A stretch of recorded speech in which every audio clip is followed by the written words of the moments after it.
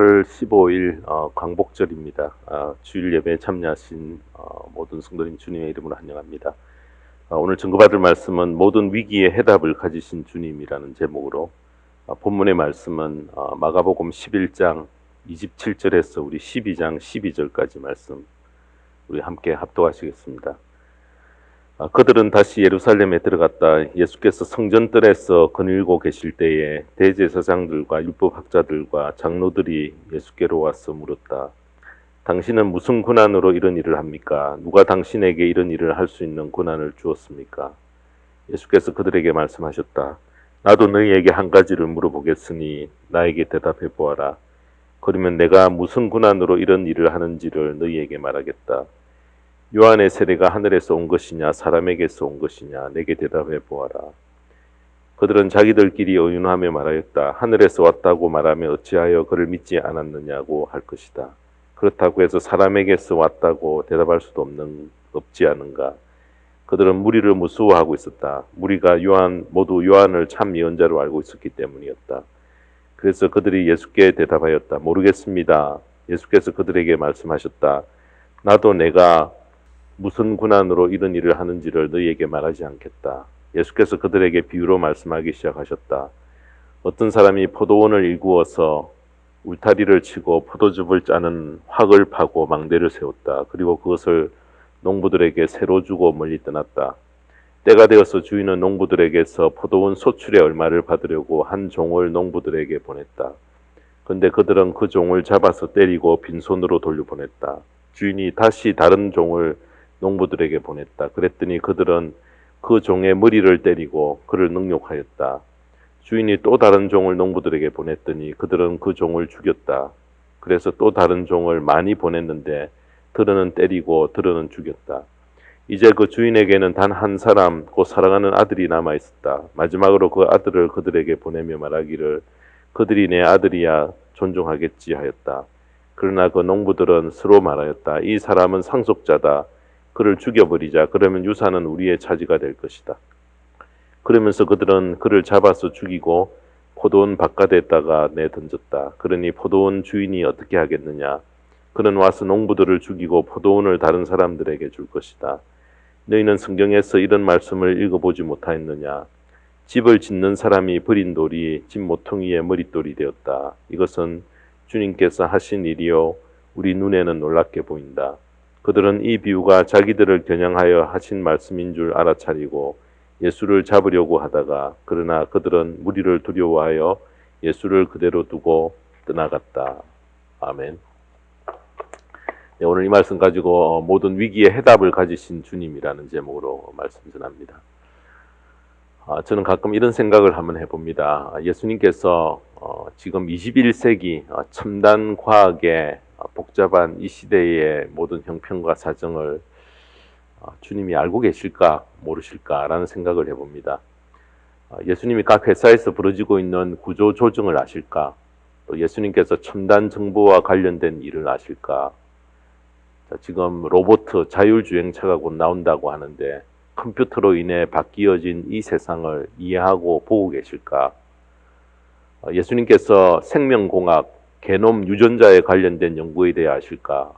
결론을 말씀드리면은 예수님은 이 모든 사실을 아실 뿐만 아니라 모든 원리의 토대가 되는 물리의 기초를 세우신 분이시므로 21세기에 사는 우리가 겪는 모든 문제의 본질을 하나하나 다 이해하고 계시고요. 그 문제 해결의 답을 가지신 지혜의 근본 되신 하나님이 되십니다. 자, 그러므로 우리가 겪는 모든 문제를 우리가 도울 수 있고 해결의 열쇠를 가지셨다는 것입니다.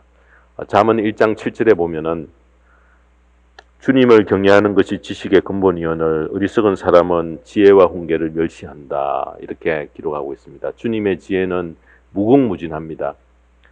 본문이 기록된 배경이 이렇습니다. 예수님께서 예루살렘에 입성하신 후에 저녁에는 마리아와 마르다가 머물고 있는 그 집에 베다니에서 주무시고요. 아침이 되면은 예루살렘 성전에 나오셔서 가르치셨습니다. 자, 그때 이스라엘의 최고 지도자라 할 수 있는 종교적 지도자라 할 수 있는 대제사장들과 또 율법학자들과 장로들이 주님께서 성전에서 가르치시는 것이 못마땅히 여겨졌습니다. 그래서 따지듯 물은 내용이 28절입니다. 28절에 보면은 당신은 무슨 권한으로 이런 일을 합니까? 누가 당신에게 이런 일을 할 수 있는 권한을 주셨습니까? 자, 이렇게 물은 것은 시비를 걸어 주님을 공경에 빠뜨릴 작정을 하고 그 질문을 던진 것입니다. 당시에 대제사장들과 율법학자들과 장로들은 유대의 종교 지도자들로서 종교 문제에 대해서 최고 의결기관인 사네드린이라는 공회에 소속된 분들로서 자신들이 마음만 먹으면은 어떤 일이든지 행할 수 있었기에 그 질문 속에는 아주 무서운 의도가 담겨져 있었다라고 우리는 짐작할 수가 있습니다. 주님이 어느 쪽으로 답을 하든 주님을 해칠 수 있는 빌미가 그 속에 숨겨져 있었습니다. 무슨 권한으로 가르치느냐라는 질문에 주님께서 답하시기를 내가 가르치고 싶어서 행한다라고 하면은 백성을 선동하는 소요죄로 몰고 갈 수 있었고요. 또 하나님의 지시 때문에 행한다라고 하면은 하나님을 모독하는 불경죄로 몰고 가려는 의도를 주님은 이미 그들의 중심을 파악하고 계셨던 것입니다. 지혜의 근본 되시는 주님은 그 질문의 의도와 왜 질문을 했는지 그 본질까지 다 알고 계셨다는 것입니다. 여기서 우리는 중요한 힌트를 얻습니다. 우리가 한국인으로 태어나서 문화권이 다른 미국에 살기 때문에 죄악이 많고 삶이 바쁘고 언어의 한계 때문에 내 힘으로 감당하지 못하는 해결 불가능한 문제들을 우리가 만날 수가 있습니다. 어떤 경우는 도저히 빠져나오실 수 없는 그런 상황에 고립되는 그런 경우들도 있습니다. 우리 가운데 그런 문제를 안고 해결의 길을 찾지 못하고 답답한 가운데 하루하루를 지금 체념하며 지내고 계시는 분이 있을 수도 있습니다. 또 그런 깊은 수렁으로 점점 빠져들어가는 것을 느끼는 분이 계실 수도 있습니다. 그런 위기 앞에서 오늘 본문은 벗어날 수 있는 희망을 우리에게 선사하는 아주 귀중한 그런 말씀입니다. 예수님은 2000년 전에 부활하신 사건 자체도 우리에게 매우 중요하지만 더 중요하게 얘기할 것은 그 부활의 주님께서 지금 살아계셔서 나와 함께 동행하고 계신다는 사실입니다. 마태복음 28장 20절에 보면은 주님은 11 제자에게 이렇게 말씀하십니다. 내가 세상 끝날까지 항상 너희와 함께 있을 것이다 라는 이 말씀으로 마태복음의 말씀이 마무리가 됩니다. 여러분, 마태가 왜 그 말씀으로 전체 마태복음을 마무리하고 있을까요? 이 약속은 실제 사도들에게 한 약속이지만 누구든지 주님의 뜻대로 살고자 결심하는 하나님의 자녀된 모두에게 동일하게 주신 약속이기 때문에 그렇습니다. 그래서 여러분, 별 볼 일 없는 사람이 세상 끝날까지 너와 함께 하겠다라고 하면은 고맙기는 하지만은 별로 큰 기대와 도움은 실제 되지 않습니다. 오히려 부담이 되고 힘들 수가 있습니다. 그러나 지혜의 근본 되신 주님께서 내가 너와 세상 끝날까지 항상 함께 하겠다라는 것은 차원이 다르고요.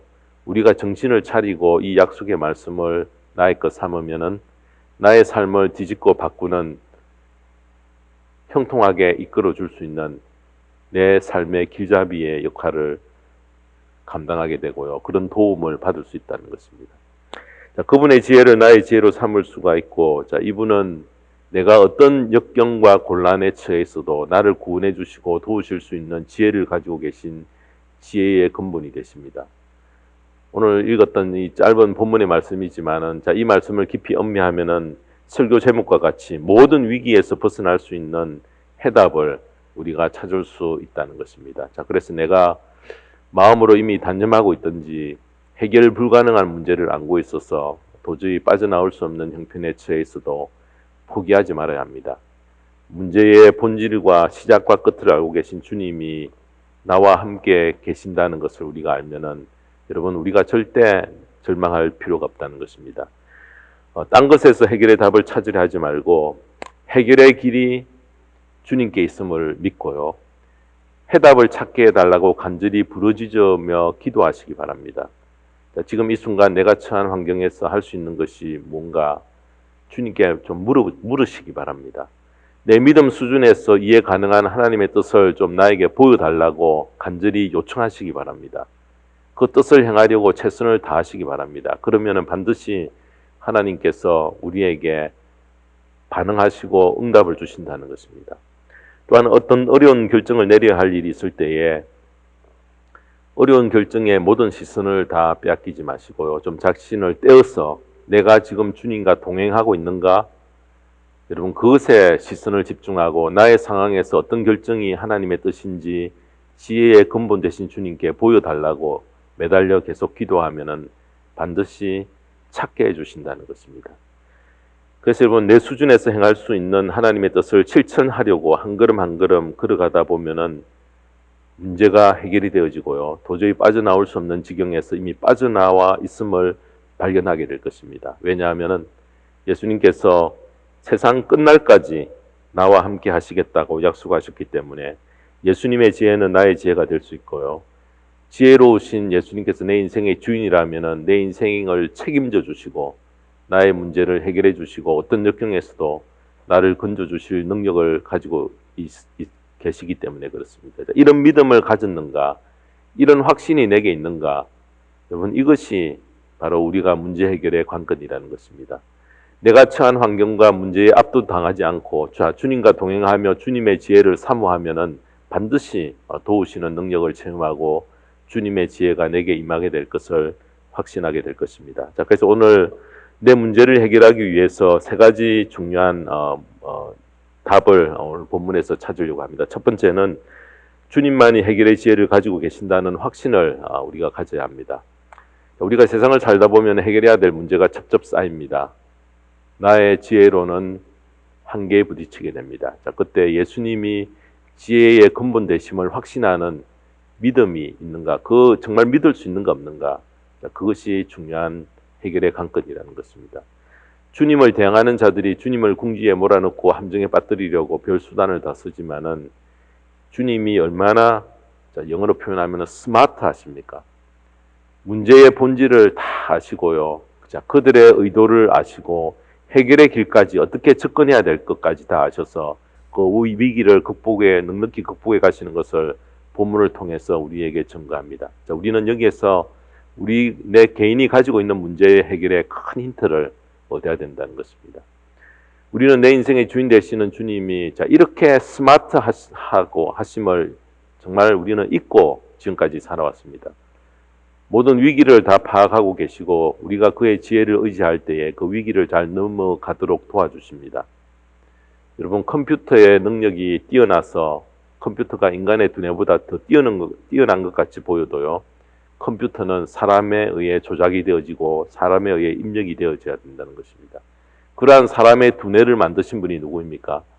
바로 예수님이시라는 것입니다. 모든 능력 위에 계시는 분이십니다.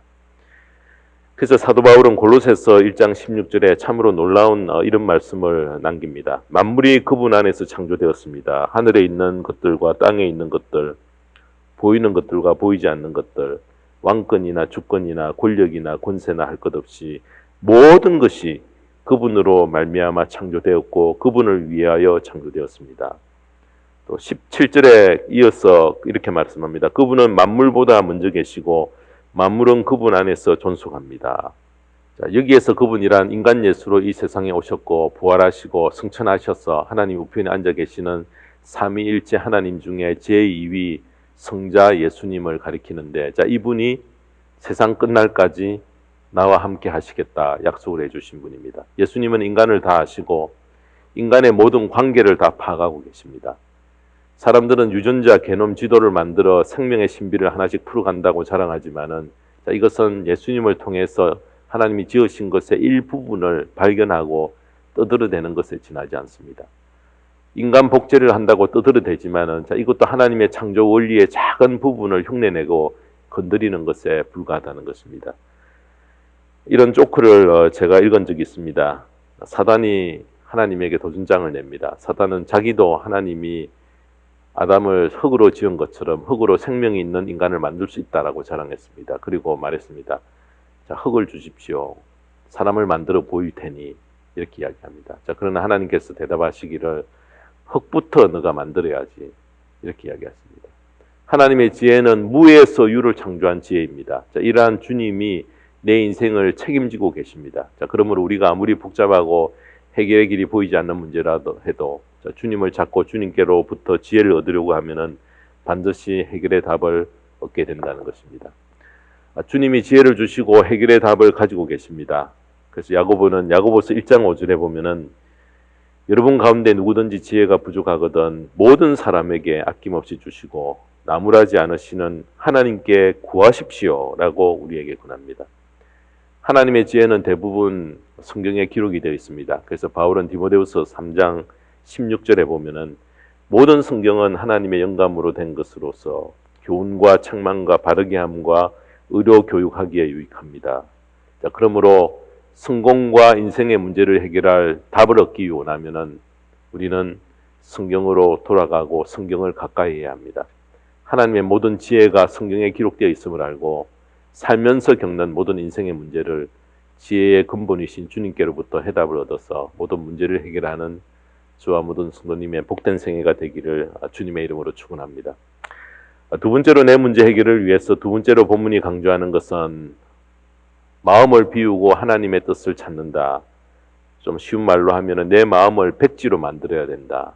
내가 가진 선입관을 모두 다 포기하고 버려야 된다라는 것이 조건입니다. 예수님은 대제사장과 율법사들과 장로들의 질문에 직접 답을 주지 않았습니다. 여러분 한번 곰곰이 생각해 보면 왜 하나님이 거기에 대해서 직접 답을 하지 않았을까? 그들은 예수님이 답을 회피했다는 것은 느꼈을 것입니다. 왜 예수님이 그들의 질문에 직접 답을 하지 않고 우회적으로 돌려서 해답을 깨닫도록 만드셨을까요? 그들은 이미 마음을 정하고 있어서 그 상태에서 그들의 마음을 바꾸는 것이 불가능하다는 것을 주님은 이미 다 파악하고 계셨기 때문에 그렇습니다. 우리의 마음에 이미 결론으로 자리를 잡고 있는 것들이 너무나 많습니다. 여러분 이렇게 하나님 앞에 기도도 하지만은 또 하나님 앞에 뭔가 최선을 다하려고 하지만은 내 마음에 이미 결론으로 자리 잡고 있는 것들이 있어서 주님께서 이 주님의 지혜로 정확한 답을 준다 해도 다른 핑계를 대고 주님의 지혜를 바로 받지 못할 가능성이 많기 때문에 그렇습니다. 우리의 죄성은 하나님의 뜻을 받아들이지 못하게 방해하기 때문에 하나님의 뜻이 아무리 분명해도 받아들이기 힘들게 만들어져 있습니다.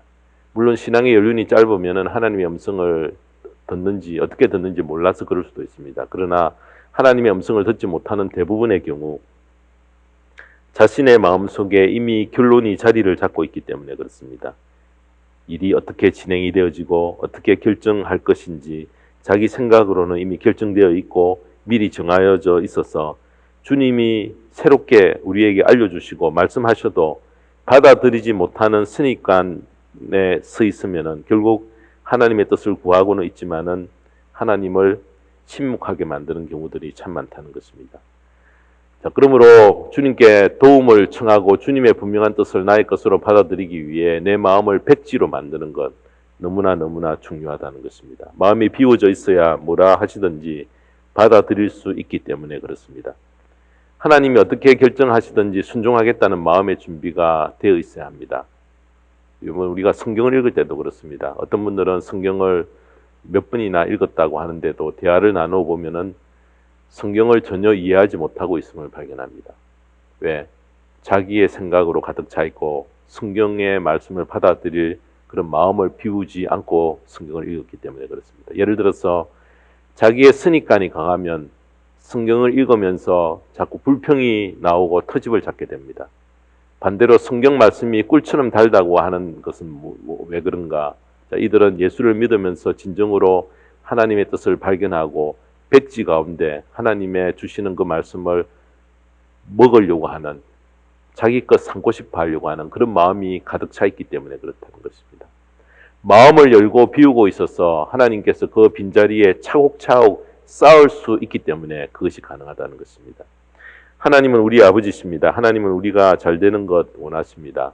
어떤 길을 보여주시든지 내가 순종하겠다라는 그런 마음을 갖고 내 자신을 계속 비워가는 것 여러분 결코 쉽지가 않습니다. 우리는 평생을 살면서 나의 방식, 자기 원칙이 마음에 가득 차 있기 때문에 먼저 내 자신을 십자가에 못 박고 내가 아니고 이제 그리스도가 주인 되셔서 나를 주장하시도록 주인의 의자에서 내가 반드시 내려와 있어야 된다는 것입니다. 자, 그때 비로소 주님께서 지혜를 넣어주시고 새로운 역사가 일어나기 시작합니다. 내 마음이 비워져 있는가? 자, 이것은 내 문제 해결을 위해 첫 단추를 끼는 것이 됩니다. 이 첫 단추가 잘못되면 아무리 몸부림을 쳐도 헛수고에 불과합니다.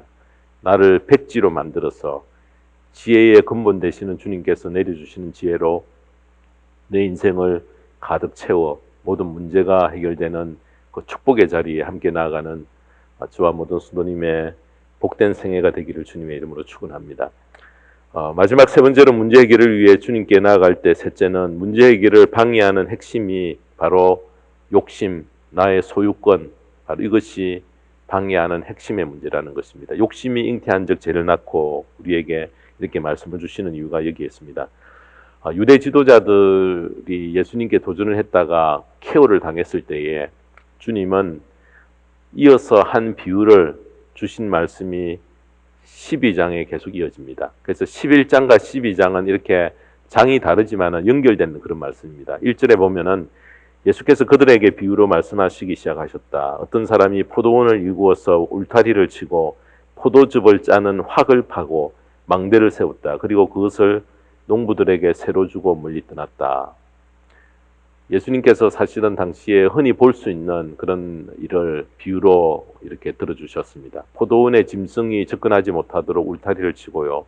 또 포도즙을 짤 수 있도록 확을 파고 그 다음에 포도가 익을 때에 도둑이 들어오는 것을 막기 위해서 망대를 세우고 농부들에게 새를 주고 떠났다. 이렇게 이야기를 합니다. 그래서 여러분 그 다음에 2절에서 7절 좀 긴 말씀 제가 읽겠습니다. 때가 되어 주인은 농부들에게서 포도원 소출의 얼마를 받으려고 한 종을 보냈다. 그런데 그들은 그 종을 잡아서 때리고 빈손으로 돌려보냈다. 주인이 다시 다른 종을 농부들에게 보냈다. 그랬더니 그들은 그 종의 머리를 때리고 그를 능욕하였다. 주인이 또 다른 종을 농부들에게 보냈더니 그들은 그 종을 죽였다.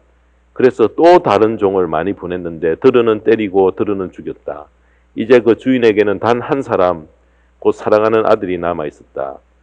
마지막으로 그 아들을 보내며 말하기를 그들이 내 아들이야 존중하겠지 하였다. 농부들은 스스로 말하였다. 이 사람은 상속자다. 그를 죽여버리자. 그러면 유산은 우리의 차지가 될 것이다. 그렇게 말을 했다는 것입니다. 아들을 보냈을 때에 이 소작인들은 아마 그 주인이 죽었기 때문에 주인의 유산을 정리하러 아들을 보낸 줄로 착각한 것 같습니다. 그래서 아들을 죽이면 땅 주인이 없어져 버려서 당시의 법에 따라서 일정한 기간 동안 주인 없는 땅을 경작을 하면은 그 땅을 경작하는 소작인의 소유가 되어집니다. 이런 악랄한 욕심을 그 마음속에 품고 있었습니다. 이 비유가 강조하고 있는 핵심이 바로 욕심입니다. 소유권에 대해서 강조를 하십니다. 너희들이 하나님을 사랑하고 하나님을 존중한다고 말은 하지만 실제로 하나님의 일꾼을 보낼 때마다 핍박하고 죽였다. 그리고 최후로 하나님의 아들인 내가 왔을 때 내조차도 죽이려고 한다라는 그 말씀을 강조하고 있습니다. 그래서 12절에 보면은 그들은 이 비유가 자기들을 겨냥하여 하신 말씀인 줄 알아차리고 예수를 잡으려고 하였다. 그러나 그들은 무리를 두려워하여 예수를 그대로 두고 떠나갔다. 예수님의 비유가 결국 자기들에 대한 이야기인 것을 알고 주님을 잡아 죽여야 했는데 국민들에게 사람들에게 인기가 높기 때문에 손을 못 대는 것입니다. 자, 이 비유의 말씀은 우리에게 똑같이 적용이 됩니다. 비유의 주제를 한 단어로 표현하면 바로 소유권, 욕심입니다. 왜 이 농부들이 주인에게 소출의 일부를 바치기를 거부했습니까? 자기 주인의 소유권을 인정하지 않는 것입니다. 왜 아들을 보냈을 때 아들을 죽였습니까? 주인으로부터 소유권을 탈취하기 위한 그 욕심 때문에 그렇습니다. 주인으로부터 소유권을 탈취하려다가 가진 것 다 뺏기고 멸망에 도달했던 것입니다. 그래서 바로 지금 이슈가 소유권입니다. 성도님들이 삶 가운데 겪는 갈등의 대부분이 바로 우리의 욕심입니다. 소유권의 문제입니다. 우리들은 예수님이 우리의 인생의 주인이라고 고백합니다. 자, 그러나 하나님께서 나를 소유하셨고 내가 가진 것이 하나님의 소유임을 인정하기를 거부를 합니다. 자, 그래서 갈등이 생기고 문제는 해결되지 않습니다. 하나님의 소유권을 인정하지 않을 때 어떤 일이 생기는가? 제일 먼저 찾아오는 것은 염려와 두려움입니다. 내가 가진 것을 내가 축적했다고 생각하니 내가 가진 것을 지키는 것도 나의 일로 여깁니다. 우리가 하나님의 소유권을 인정하지 않을 때에 벌어지는 일은 내가 가진 소유권에 대해 더 가지려는 욕심과 잃지 않으려는 두려움과 지키려는 걱정에 휩싸여 살기 때문에 항상 염려 속에서 지내고 내 앞에 놓이는 문제는 해결되지 않는다는 것입니다. 내가 가진 사업이 망하면 어떻게 할 것인가? 나의 건강이 없어지면 어떻게 할 것인가? 내가 가진 것을 내가 지켜야 한다고 생각하니 항상 염려와 두려움 가운데 살아야 합니다. 염려와 불안 때문에 더 모으려고 하지만은 모으면 모을수록 더 불안은 커집니다. 여러분, 도둑이 들어도 훔쳐갈 것이 없는 집, 그런 집은 염려할 것이 없습니다. 그렇지만 쌓아놓은 집에 가보면은 쇠로 문을 만들고 담벼락 위에 유리를 박아놓고 철망을 치고 개를 풀어놓고 초인종을 누르면은 얼굴을 인식할 수 있는 그런 장치를 해놓고 CCTV를 설치하는 것은 첩첩이 쌓아놓았기 때문에 자기의 소유를 지키기 위해서입니다. 우리가 정말 내가 소유한 것을 즐기기 위해서는 소유권을 하나님께 다 돌려드리는 것입니다. 주시니도 하나님이시요 지켜주시리도 하나님이시고 내가 가진 모든 소유권을 하나님께 있다라고 인정할 때에 비로소 마음의 평안을 맛보고 하나님이 주시는 물질의 노예가 되지 않고 물질을 즐기고 쓸 수 있는 그 자리에 나가게 된다는 것입니다. 성도님들 마음속에 지금 가지고 있는 두려움이 무엇입니까? 여러분, 엄밀히 따지면 우리의 소유의 문제가 아닙니까? 하나님의 것을 내 것이라 생각하고 내가 쌓았다고 생각하고 내가 지켜야 한다고 생각하기 때문에 아닙니까? 자, 그렇지만 오늘 이 말씀을 통해 소유권을 하나님께 되돌려 드림으로 우리가 짊어지고 사는 모든 염려에서 노임을 받고 살아갈 것입니다. 그래서 여러분, 주님만이 해결의 지혜를 가지고 계신다는 확신을 가지시고요. 내 마음을 다 비우시고 나의 욕심 소유권을 다 포기하시고 하나님께 소유권을 돌려드리는 가장 구체적인 방법은 하나님의 것을 하나님께 드리고 내게 허락하신 것을 가지고 마음껏 누리고 살 때에 이 문제로부터 벗어나는 귀한 축복을 누리는 저와 모든 성도님의 복된 생애가 되기를 주님의 이름으로 축원합니다. 기도하겠습니다. 하나님 아버지, 감사합니다. 오늘 모든 위기의 해답을 가지고 계신 주님이신 것을 이 말씀을 통해서 깨닫게 하시고 우리는 내 인생의 주인으로 모시고 살아가는 이 주님, 이 주님께서 내 인생의 모든 문제를 해결하실 수 있는 지혜를 가지고 계신다는 확신을 가지고 살게 하시고 또 나의 마음을 완전히 비우고 하나님의 뜻을 찾는 자리에 나가지 않으면은 늘 내가 주인 노릇하고 내가 나의 의견으로 말미암아 주님이 침묵하신다는 것을 깨닫게 하시고 문제 해결을 방해하는 핵심 가운데 나의 욕심이 놓여 있다는 것을 깨달아서 내 속에 자리 잡고 있는 과거의 모든 습관, 생각을 청산하고 새롭게 회개와 각오로 주님 앞에 서는 결단의 시간이 되게 하여 주시옵소서. 그리하여 내 삶의 괴로움으로 아픔으로 남아있는 모든 문제가 해결되는 귀한 은혜를 체험하는 저희와 모든 성도님 되게 하여 주시옵소서. 감사드리며 우리 주 예수 그리스도의 이름 받들어 기도드리옵나이다. 아멘.